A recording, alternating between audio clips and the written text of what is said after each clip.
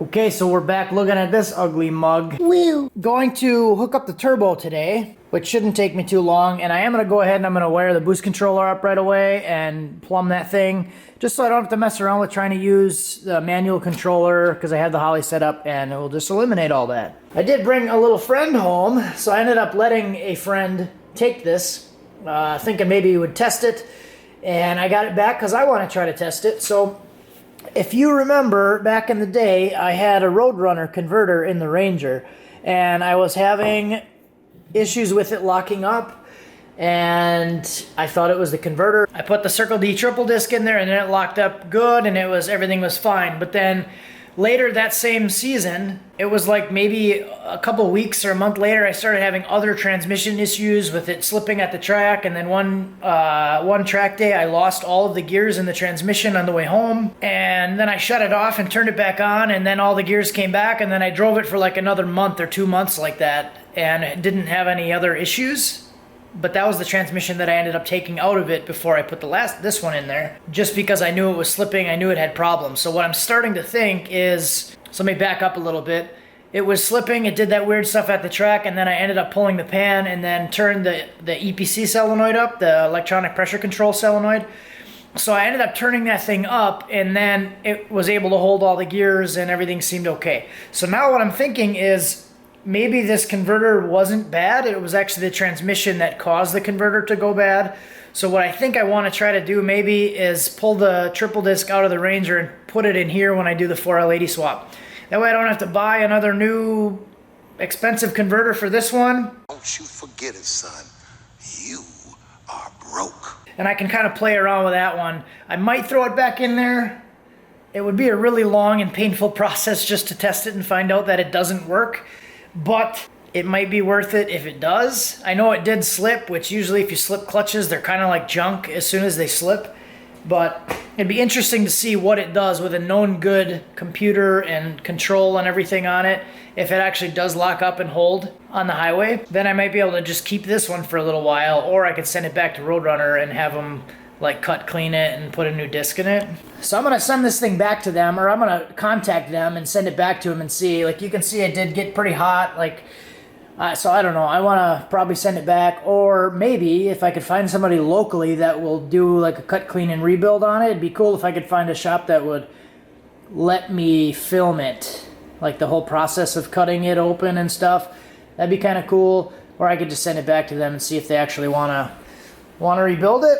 But the downside to that is they're probably going to want like $300 to rebuild it, and last time I shipped it to them it was $80 to ship it back. So the reason I sent it back before was because my like transmission and drive shaft exploded it and actually broke a chunk off and broke the converter. So I sent it back to them and they fixed it for free, but it was $80 to send it because they're in like Arizona or something.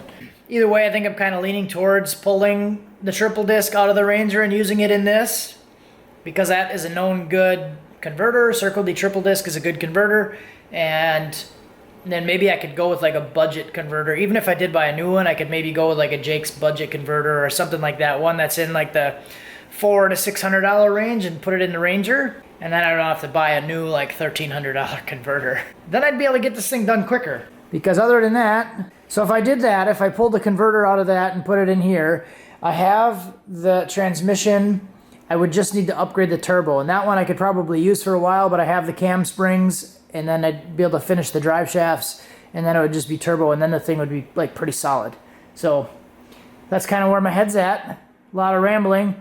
Let's get to the turbo. Back to this guy. Kind of just thinking out loud here. So that converter did work okay, like normal driving and stuff. It was just when I was locked up on the highway that it was slipping. And this truck, I usually don't drive it long distance. I'm usually just like close to home and ripping around doing burnouts, so just having fun with it.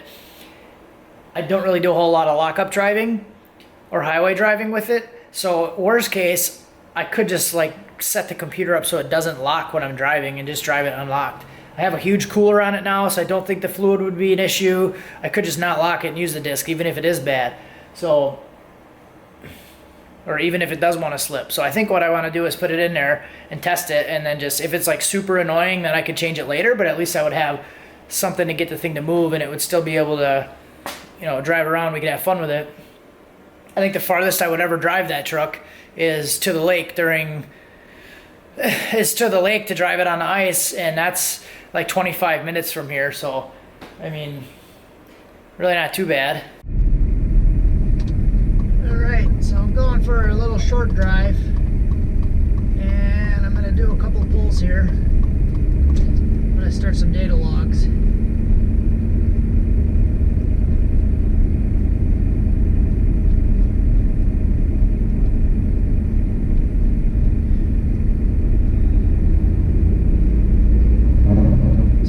I did one pull already, and I adjusted my boost controller. I had the boost controller at 50% before it was at 35, and it made probably 8 pounds. And I adjusted my secondary fuel pumps to come on at 8 pounds. So I kind of want to do another pull and then just look at everything again. I was yanking a bunch of fuel out, so.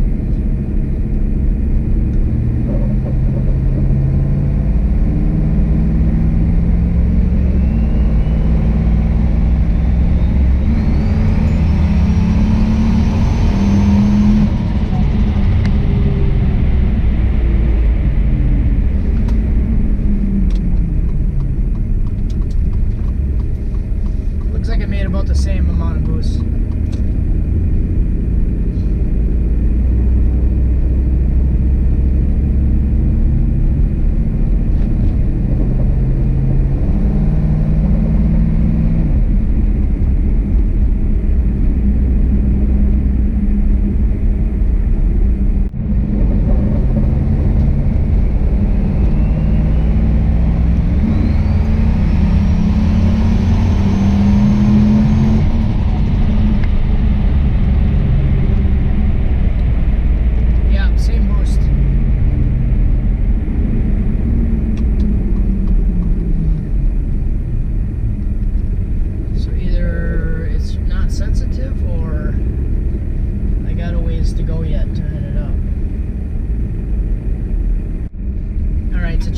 Controller settings. I had it set on and. I don't know if that'll change it.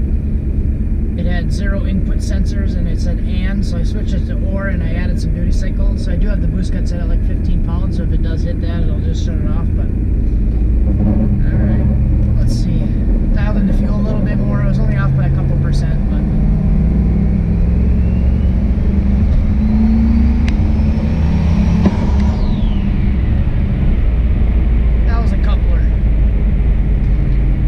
boost cut, but I didn't see it on the gauge. So that was definitely a coupler that blew off. So I'm gonna go home, look at the logs, and it's getting pretty late tonight, so not a very exciting video, but we're working on it, getting fuel pretty close. It's dialed in, probably within 2% right now. 137 kPa. So we'll get the boost controller working properly and we'll be able to turn it up. Okay, so gonna go over what I just went through. So first I'm gonna look at the learn table. So this is the third run for the learn table, so I'll transfer that right away. And I'm gonna pull up the data logs. So I already kind of looked through these a little bit, a couple things to talk about. So boost controller didn't really work, and I figured that out right away because this says milliseconds right here. So when I set it up wrong. I set it up for milliseconds instead of percent. So if I go to my output here and boost controller, my PWM setup, I put it on milliseconds instead of percent. So when I was at 35, I was thinking 35% of the controller, not 35 milliseconds or 50 milliseconds. So when I was doing that, it really wasn't doing anything. So I'll save those changes, and that should definitely make. So I want to go through the runs in order. There's not really too much to talk about here. It's about 5 pounds on all three of them. And 49-degree intake temp, which is pretty good. It's 32 degrees outside air temp right now, so that's not too bad. Granted, it's only 5 pounds. What else did I want to look at? 17% of the injector. The closed loop compensation. So if you look at the closed loop compensation at the end of the poll, it was down to 13%. So that was the first one. So I did the transfer learning to base and then made the second pull, or second and third. I think this one has 2 on it, 1 and 2. Oops. So this one at the end, same spot, was 5%. So getting a little bit closer. And then if we look at number 3, this is when the coupler popped off. But then if you look at the closed loop compensation here, it's only pulling 1%. So 3 pulls from 13% fuel to 1%. So that's pretty good.